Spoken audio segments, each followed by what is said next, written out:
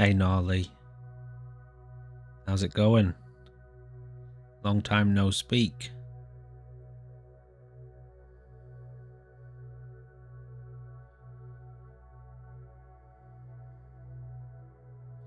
How you been?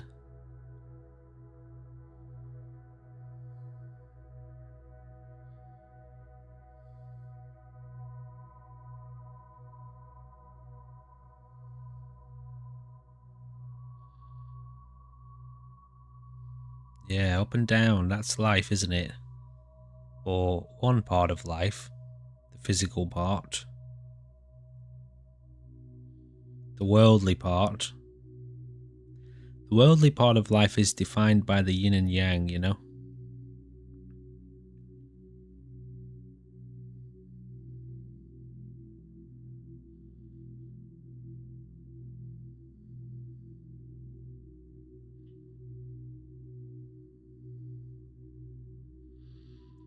Definitely. Well, there's a part of you that's never up or down. Then there's a part of you that's always fluctuating between extremes.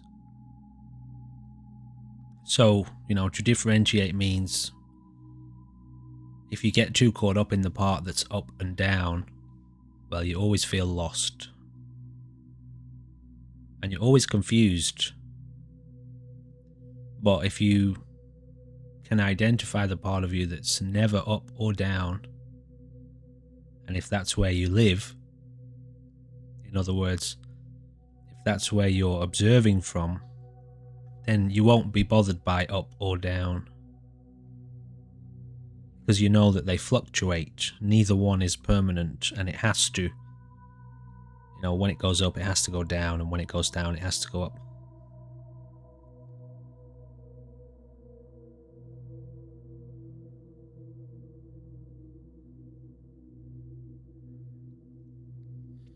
Well, it's always going on, isn't it? It's always happening. Up and down are both illusions, You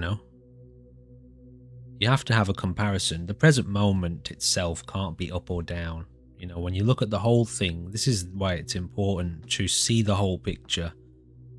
When you're looking at the whole picture of the present moment, it's neither up nor down. If you look directly at the present moment, you have to have a memory of the present moment before to say that, well, this present moment is down compared to when it was up. But that present moment is just a memory. The one that you're comparing it to is just a memory. That one isn't real.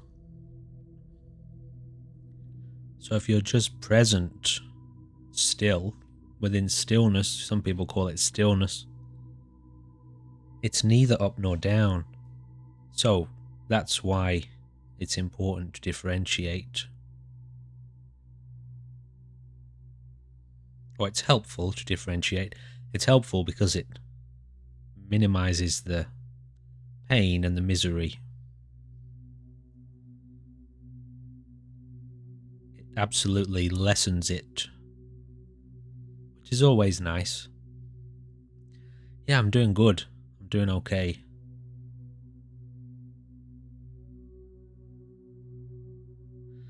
Thought I might jump back into a little bit of Twitch and just see what's happening in the world. It's nice to make connections, you know? It's nice to talk to people, say hello, see how things are going.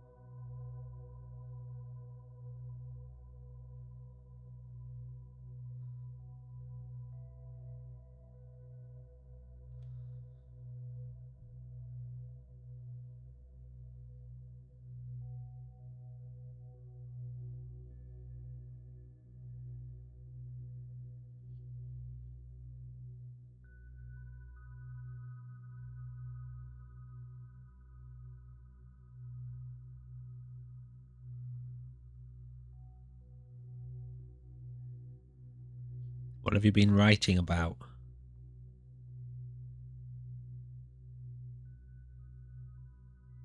Oh, about tarot. Interesting. Are you just doing it as a personal project?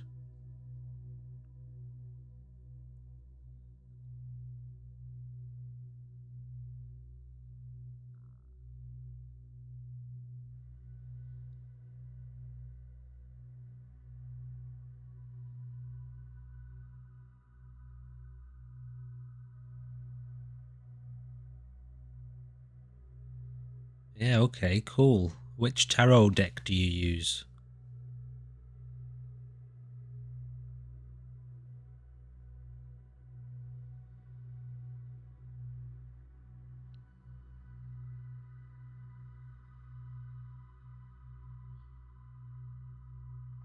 The Rider-Waite. Yeah, the classic, isn't it? It's a classic tarot deck. So do you use it as a way of helping you to see more deeply into what's going on in your life? Or do you use it as a way of helping other people do that?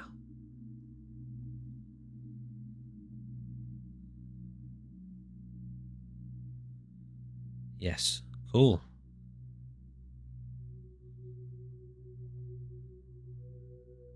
So what are you working on at the moment in yourself? Or what are you working with? What's your path? Or the focus of your path? If you have one.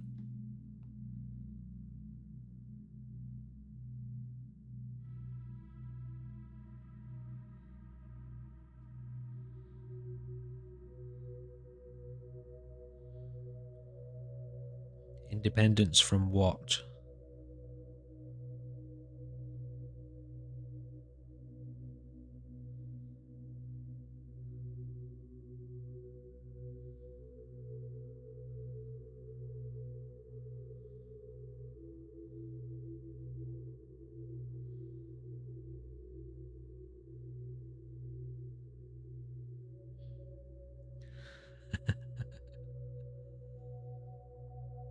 Are you talking about financial dependence? Emotional dependence?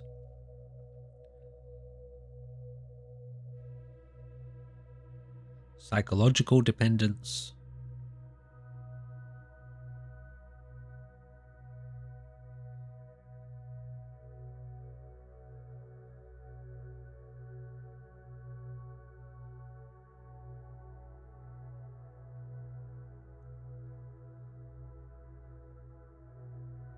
Interesting.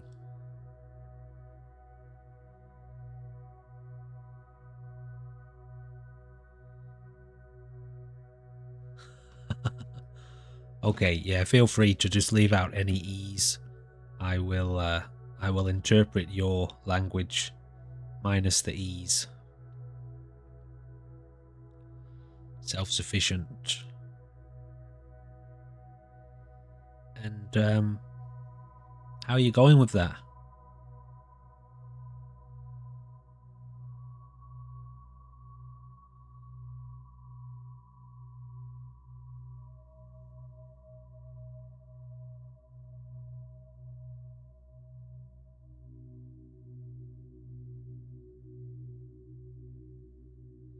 Oh, interesting. You can go into that if you want to. So you have some fears around it.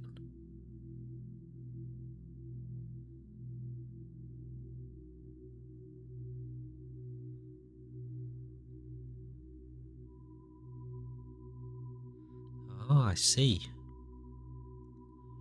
So are you living alone currently, or you're intending to get to the point where you can move out and live alone?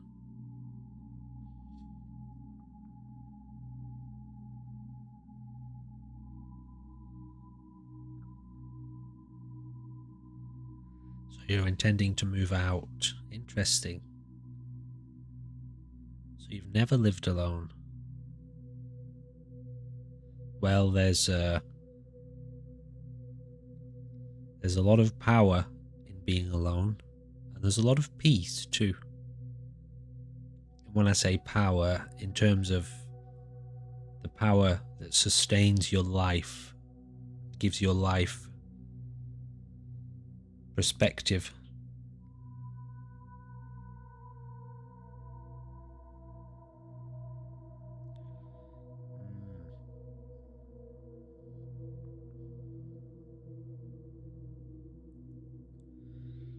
And how are you going with those objectives?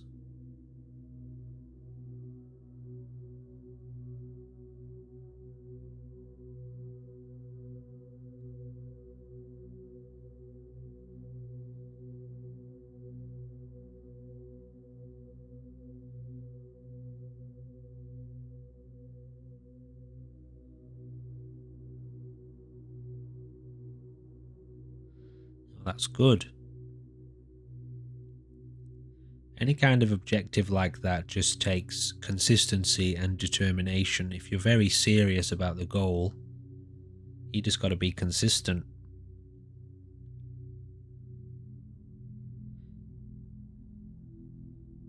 And what's getting in the way of taking the leap? Is it an emotional barrier or a physical barrier like money or a place? You know, I've recently just moved into a new place myself, and it took a long time to be able to take the leap because of physical circumstances. Sometimes you have to be patient, but sometimes it's just an emotional fear. Okay.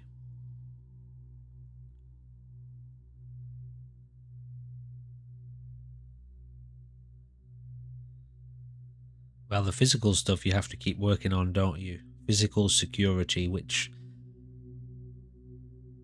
ultimately it's an illusion. You can only do so much, you know, to secure physical security.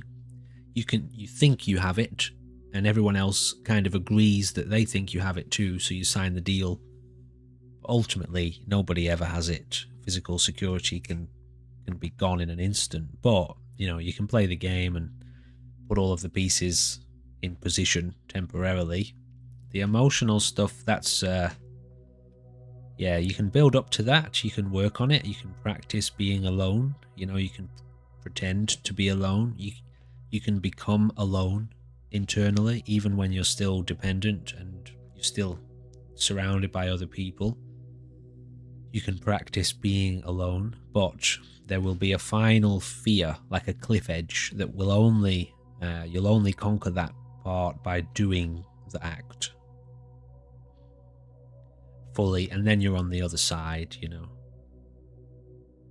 But yeah, all of this stuff just takes consistency and dedication. If it's a deep enough need, then you just keep plugging away, keep pushing away. Sometimes you've got to be patient. Sometimes you've got to, make the most of the opportunity and take it, seize the opportunity, as they say. But if you're serious about it, your whole mind will be working on that. So usually you end up where you want to be, which is a good thing. Definitely a good thing to become independent to a degree, not to. There's a difference with being overly reliant on people, and at the same time, life as a human is very much about sharing and having a connection, and sharing responsibilities and sharing relationships. Yeah, so there's independence and then there's interdependence. Interdependence is unavoidable in the modern world, and really in general, it's unavoidable anyway. And there's nothing wrong with interdependence, it's just the way things are. Independence essentially means that you can stand on your own 2 feet, emotionally, psychologically, and physically. Independence in a relationship is like 2 people moving side by side. They're independently moving themselves forward, and you can work together in that. But being too dependent on somebody else is draining emotionally and often physically for the other person or for one of the people. So it sounds like you're moving in the right direction, dude.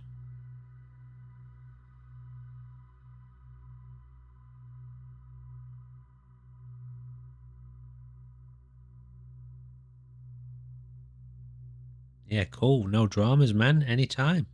It's nice to talk. It's nice to chat. I thought I'd just jump on. I'm testing out my internet connection in the new place, and I've got everything set really low so it doesn't put too much demand, but seems to be looking good. So I'm probably just going to sit here for a little bit, listen to a little bit of this music, have a chat with anyone who jumps in, and then I might end up jumping on a little bit later on for a bit more of for another one. We'll see how we go. Rising from the ashes. Oh, that's good to hear. Because I'm just sitting here and there's no gameplay on screen or any visual movement, it's probably going to come through pretty well, which is good. Considering it's running off of a mobile connection, that's also really good. How are you? Rising. Rising up. Rising above the chaos, I hope.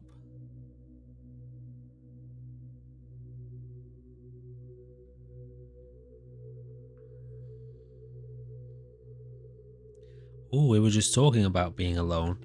See you later, Gnarly. Thanks for checking in. Hope to catch up again soon. Keep me updated on how you get on. How does it feel living alone? Rising.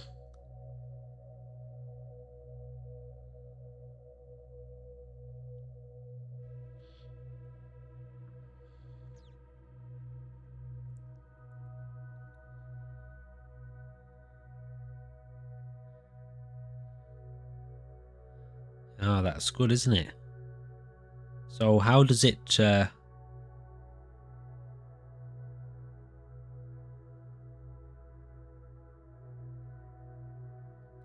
differentiate from not living alone, as far as you're aware?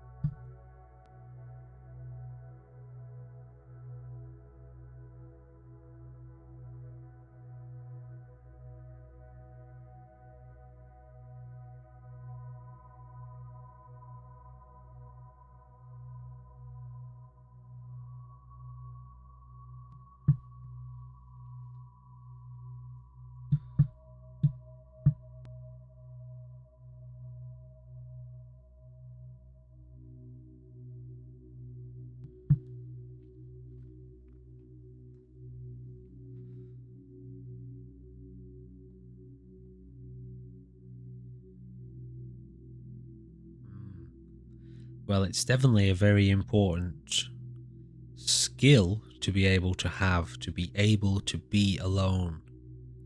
It's something that seems to be missing from a lot of people's lives.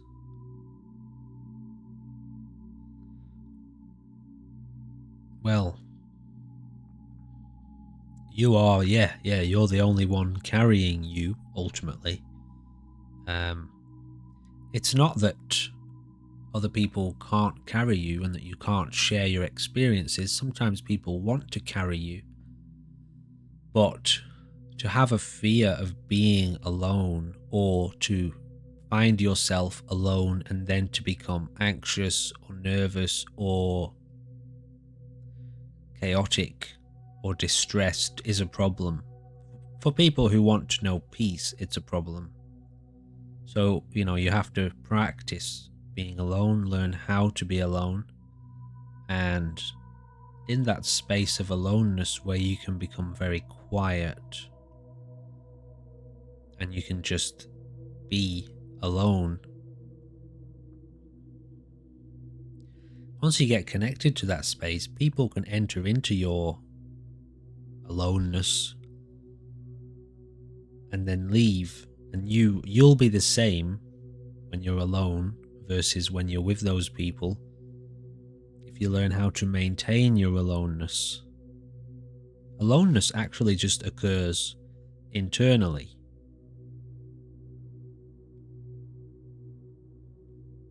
Aloneness is an internal state. In reality, if somebody's with you, that's you, Like if somebody's physically present with you, in reality, that's one. That's oneness. So what's the difference? If there's two people, but really that's oneness unfolding, happening. One person can be alone in that space, and the other person can feel like they're with someone else. So the difference is what's happening internally within each person. So if one person knows how to maintain an awareness of oneness, then obviously that person is always alone, even in the oneness. Which means aloneness is actually an illusion. There's no such thing. All of life is alone. Even when there's a million people at a concert, it's still one life alone. So what's very essential to get your head around, if you want to put it that way, is what's going on internally. And it's very subtle and very nuanced, but for the majority of the time when you're interacting with other people, you can pretty much guarantee that those people don't think that they're alone. They think that they're an individual in life and that there are lots of other individuals. And so they tend to be consumed by insanity. From the point of view of reality, those people are insane. Let's say those people are consumed by insanity. But to be prepared to be alone all the time, totally self-sustained, self-sufficient, internally, that's when you know you're always alone and you can always be at peace, essentially. So yeah, it's important to get your head around what's going on internally, and to get to grips with that, it's wise to be alone in the normal sense of the word, to be alone by yourself without many other people around, without lots of distractions, so you can get familiar with that space.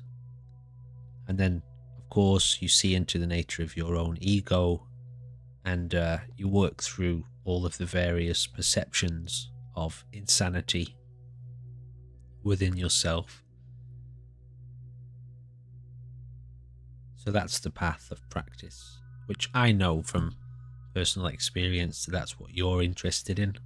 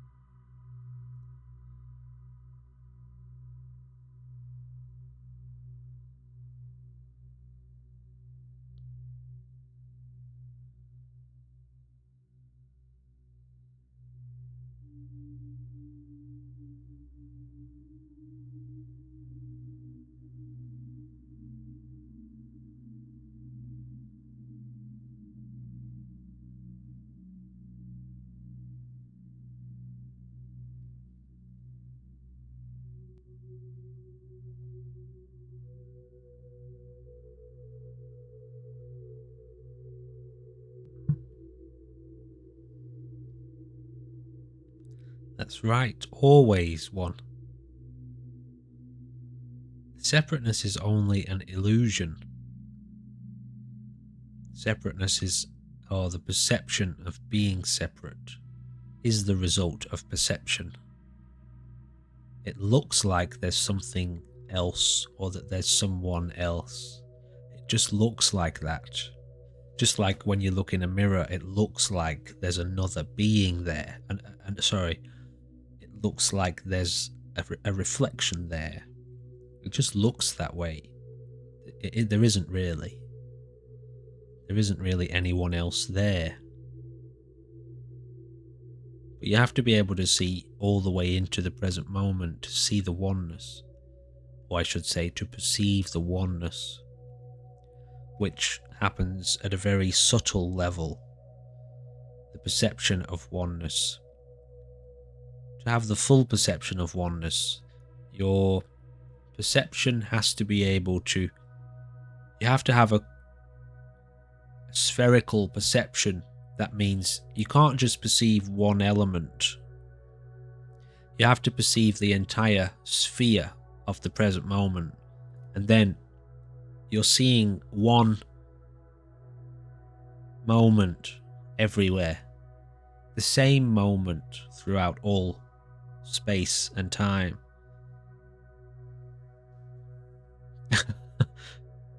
But if you look at a little piece of it, like a little piece, well, now you've got, you know, it's fragmented, and that, to perceive one individual object,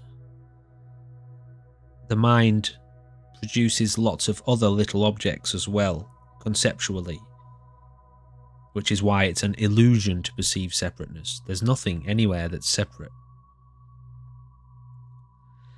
So you have to train your perception to be spherical, which is what mindfulness is for.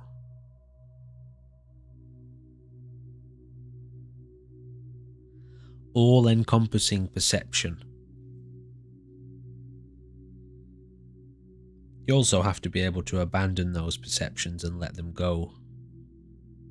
Otherwise, the perception of oneness also turns into suffering, which is weird, but that's the way it is.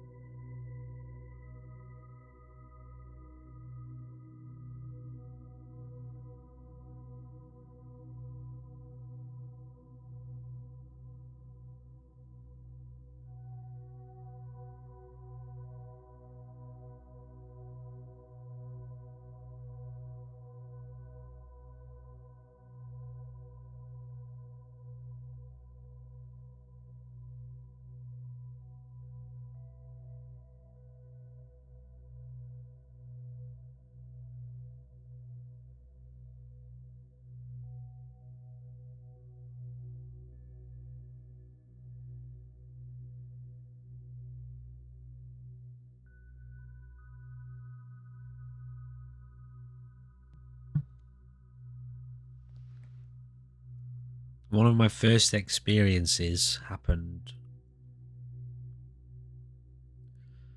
what I would consider the first breakthrough moment would have been so when I started practicing full-time meditation properly, seriously, it would have been somewhere around about 18 months in. I was sitting on a step inside a house. It was one of those houses where you walk in and there's one level, and then there's like 2 steps down to the next level, you know? And I was sitting on this wooden step with my back against a little column, brick column. And I'd been sitting with my eyes closed for probably about 10 minutes, maybe a bit more, 15 minutes, possibly 20 minutes. And I was looking out of a cave, from inside the cave, and I could see the entrance to the cave probably about 30 feet away from me. The bright sun was shining in a blue sky out of the entrance to this cave, and the vision probably lasted about 2 seconds. And then I came back to my body sitting on the step, and that was the first time that I realized that whatever I was in here, is also somewhere else. That was my first inkling towards whatever I am in here is not just in this body and is also in other places. That was the first. I'd had lots of other experiences before that, spiritual type experiences, but in meditation, as in sitting, eyes closed, purposefully meditating, that was the first one, and that was about 18 months. Before that, I had lots of little weird feelings and sensations, and see colours and shapes and weird forms, and in meditation. Outside of that, lots of out-of-body experiences and paranormal experiences. But yeah, after starting to meditate properly, with the intention of understanding myself more deeply, it was about 18 months.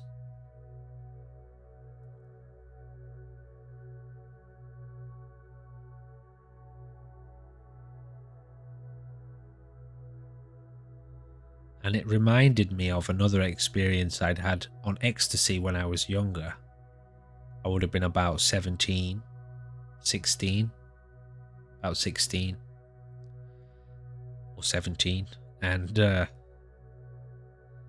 I was with a group of my friends in a bedroom. There would have been about 5 of us, maybe 6, all squashed up into this really small bedroom, and I had a single bed, and me and 2 of my other mates were sitting on the single bed. And I can't remember how, but someone had given me an ecstasy tablet recently, a little pink heart, and I decided I was going to take it. Nobody else was taking it, but I decided I wanted to take it, and it hit me quite strong. No one else was taking it, obviously, and I ended up sitting on the bed next to a few of my friends, and I'd closed my eyes because of the intensity of the feelings, the chemical effect on my body was very pleasant, and so I sat with my eyes closed and I just tuned into the feeling. The very pleasant rush feeling, in the body. And my mind had obviously become very still, and because I was so tuned into the sensation, and all of a sudden I was standing looking at a bus stop. Now in the UK, where I'm from, a lot of the bus stops, it's just a pole.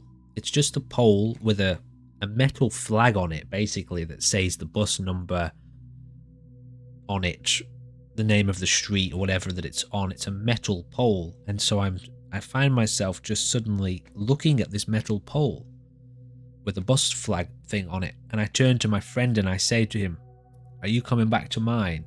And as soon as I say that, I'm opening my eyes and I'm in the room. And I physically turned to my friend, my best friend who was sitting next to me, and I said to him, "Are you coming back to mine?" But as I said it, I realized I was already in my bedroom. So for a split second, my mind had gone somewhere else. It had. You got to understand, it's not just a vision of, you're not just a vision of a bus stop or a vision of a cave. For that fraction of a second, you are there. Your mind is there. You're in a body. Your awareness is totally in that environment. As a being with a life, you are there.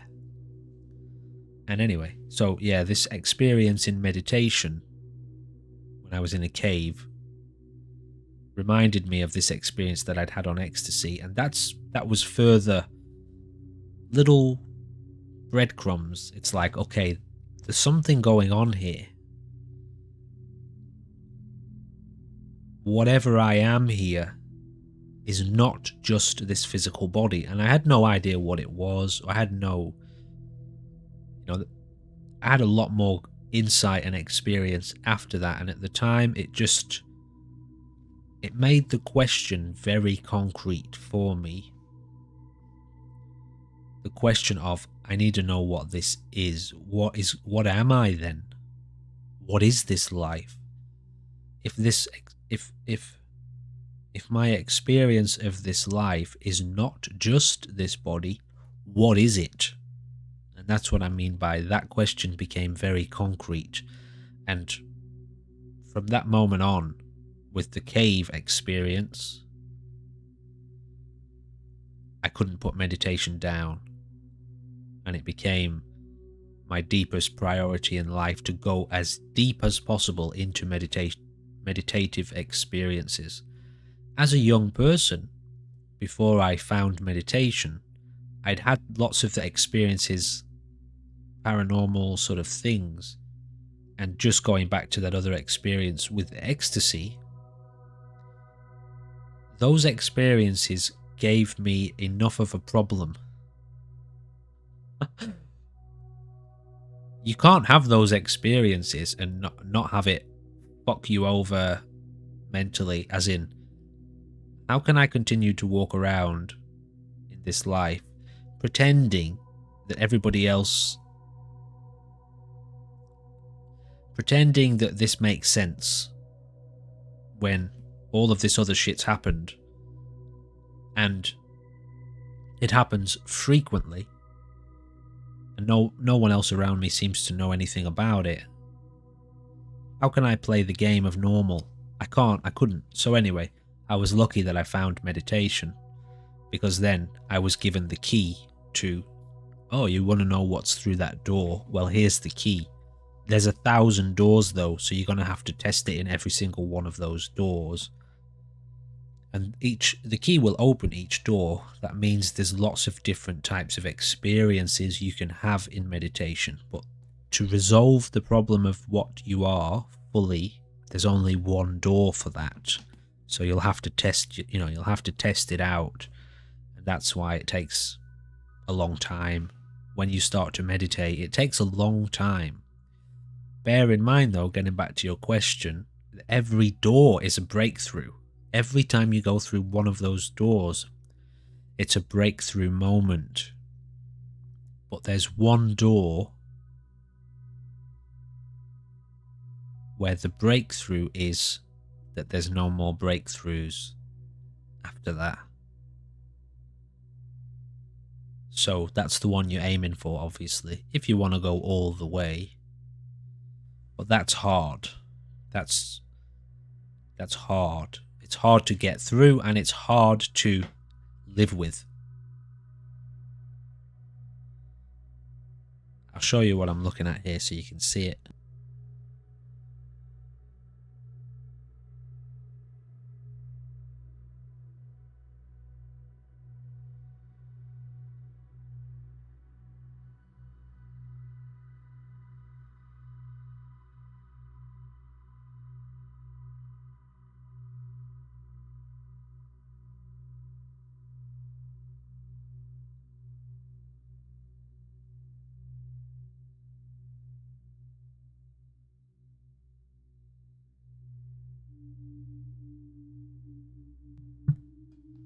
Yeah, it's kind of cool, isn't it?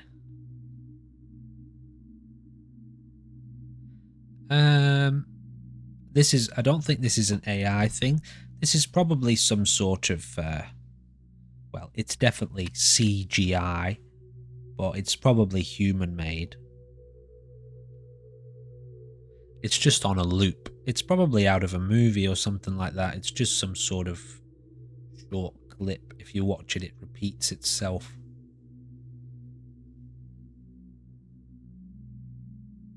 Yeah, you can see it skipping. But it's kind of cool, isn't it?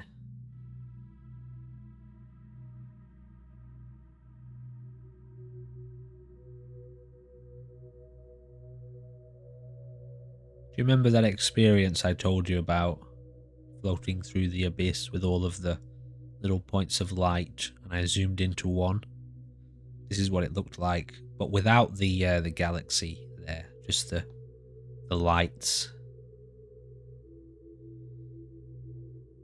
And then when I got to it, I was in a different body, and I could hear The Simpsons playing on a TV downstairs. That was one of my favorite experiences.